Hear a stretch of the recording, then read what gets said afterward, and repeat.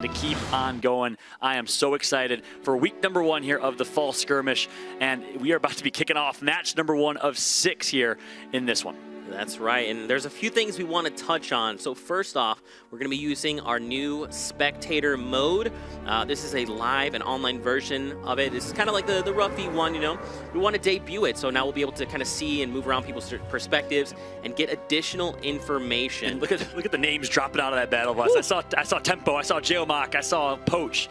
So many big names competing here today. Ninja is competing alongside Cypher PK, by the way. He has a campfire out. And, oh, look, wow. The preemptive. Okay, so he's bouncing just in case they brought the whole structure down.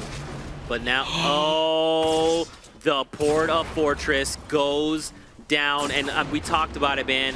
You can now edit that entire space. And look, he's just trying to jump down. He's trying to get down there to secure this last elimination. He's going to be in the storm. It's on his right. I don't think he saw him. He's right there. He's healing his tendons in a campfire. Oh. Okay, there you have it. Ghost Snood and Symphony in game number 1 come out on top with a near perfect game. Look at them, barely even touched in that last storm. And if you're a fan of the Dusty Dogs, you're on top of the world right now as Symphony and Ghost Snood are going to start off strong. What? And they recognize it. It's going to be Zexro that picks up an elimination on Ghost Ghoul. Well played from Zexro, the teammate of Vape Jesus here. And now, with the storm, they start moving again. The players are dropping like flies here. Demo. 9 remain left. Cuddy's still up top with the high ground. Easy money for Cuddy. Look who's still alive. It's Symphony, the winner of match number 1. Jay Cuddy in a great position to win this one. Symphony gets taken out. That's Demo who gets at least a double and is still alive. Demo is popping off right now. It's just Demo. Demo, it is. 2 versus 1 here. All up to Demo. He is tagged up. He is hurt. In a very tough position. Rockets at his face. Not much he can do here. Let's see if he can make magic happen as Demo's going to get taken out. Well played by B-Sox and Jay Cuddy. And keep in mind here, they were this close to getting taken out by the Rift from Nibs earlier on. That was incredible. Well played from them. They maintain that high ground, and man, they show up here. Let's take a look at this replay here. I mean, wow. That was super close. So one thing we're noticing. Animal absolute beast living up to the name. Porta Fortress is going to be placed, I believe, wasn't it? It's everything is happening so fast. It's hard to tell. It's gone from 12 to 10. It's not. Tempo and Geomock in a good spot. The med kit's going to come through. I think we're coming down to a heal off. It's Tempo with 2 med kits. Geomock actually gave him the med kit and said, hey, this is all you, bud. Let's see if Tempo can outlast. I think he should be able to. The med kit's going to go off, and Tempo has another med kit. That should be a win. And just look at this. Right here, right now, Tempo to be in a pretty good spot. He comes out on top. Wow. Can you believe it? Tempo and Geomock of FaZe Clan. If you're a FaZe fan, well done from them. They come out with the first place victory royale. What? Oh my gosh. I'm not gonna lie, Fallout. This is really intense. Yeah, look at his mats here. He's gonna go out. He's gonna go out and he actually uses the bounce pad. He finds Cypher! And he's gonna get high ground. Ghost Bizzle takes the high ground. Can he get the elim? No, not just yet. Ghost Bizzle, some way, somehow, only has minis though. I think if I'm Ghost Bizzle, I gotta play down. I gotta play for this. He knows it. He's gonna edit. He drops. Not enough time. He's gonna get taken out here. Ghost Bizzle, a valiant effort. Oh, he almost was able to. No, he shot him. He got the 4th and the 5th, I believe. Oh my goodness. The FPS gets the victory royale. Congratulations to him. But the story is Ghost Bizzle. Who does that? Builds out into the storm, places a bounce pad, and immediately bounce pads back into the tiny shrinking storm, picks up an elimination. They know they're not going to build out heal. They're playing for aggression. I guess they're preemptively. They're going to be dropping here momentarily. Get ready, a trap gets taken. Zayt playing this so incredibly well. It all comes down to Vivid. Zayt's going to get the elimination just like that. Perfect gameplay from Zayt and Envy Linane. They're going to get themselves a victory royale. 7 eliminations for Zayt. Can you believe it? I feel like that's the best play. And look, he still has a port. He has nothing.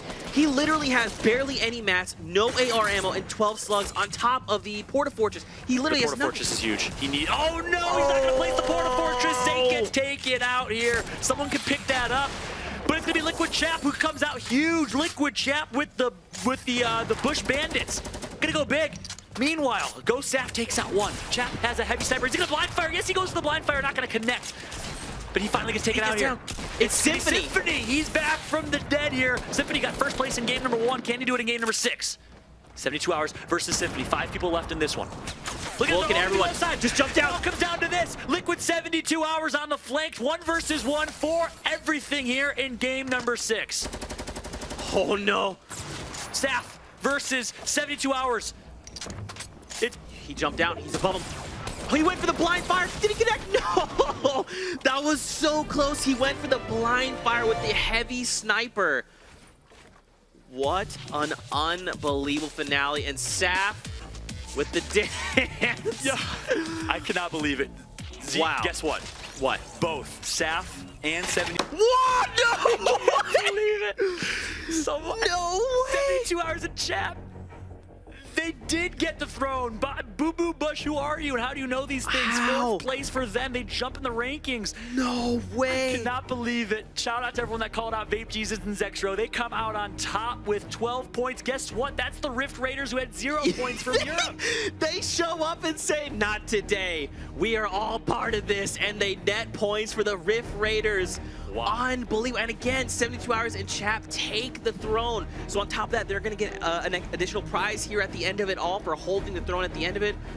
Oh my, we talked about it earlier, Fallout. The games aren't over until they're over. And we have to show respect to everyone else too. We talked a lot about Zay, you know, as a really an emerging leader. 72 Hours chat, but how about Symphony and Snood? I mean, game 1 and game 6, they showed up.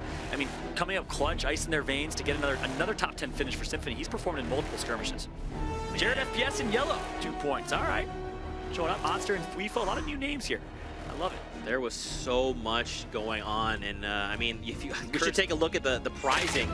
So many things to talk about, and on top of that, look at this final play. standings. Look at this play from Morgos, the Summer Skirmish PAX West winner. A double elimination by himself with 20 HP. I mean, he goes to show why he's our reigning champ. And then, of course, the complexity fight, the flank that came in as well. Nick Merckx got taken out by Puffer there, and it was going to be Hogman that cleans up using right-hand advantage to his advantage. He comes out on top, and ultimately FaZe Tempo did flank and pick that up. Meanwhile, Weefo and Monster are going to game 5 and game 6. So this must have been when Vape Jesus and Zexro fell here, because we kind of saw that. Yeah. I think it was just, I know it was both of them, you're right. Yep. Man, so I'm curious to see where they ended up, because we saw they had like 6 eliminations. Look at this. Dude, this was so... He got him to so 10 trippy. HP. Perfectly placed guided missile from Ninja. I mean, he can use any weapon to efficiency, and he just barely missed the elimination there. Finally, it was Go Sap. Man, Aiden is just one of those people that continue to impress me, man. It's just like, oh, we even saw, remember, Morgasi tries to engage on him with the grappler, and literally he just like, what? Was that it right there? Yes, that was actually it. Yeah, I mean, Aiden, man, he's such an impressive player, doing all of it on controller, locking down tilted towers. I mean, he also is a very comfortable player. We kind of see, and we've talked about this before with other casters during the Summer Skirmish, but confidence. Confidence plays such a massive role in what you can do today. I mean, this guy, look, I mean, as well. I think production's reading my mind here because I literally wrote down Ghost Bizzle. We can't forget about his performance. Yeah. I mean, yeah, we didn't see him much in game 5 and 6, so we kind of stopped talking about it as much. But look at this, unbelievable. His performance was out of this world. That end game was one of the best I've ever seen. I think this is it right here. Yes, it when is. He bounces out. Look at this. He's getting wall blocked. No one makes it past that. I mean, it's almost impossible if that person just keeps spamming walls. Bizzle takes out one, builds into the storm, perfectly placed bounce pad. I mean, if that was me, my bounce pad would have thrown me further into the storm. I would have completely messed that up. But Ghost Bizzle picks up a double elimination as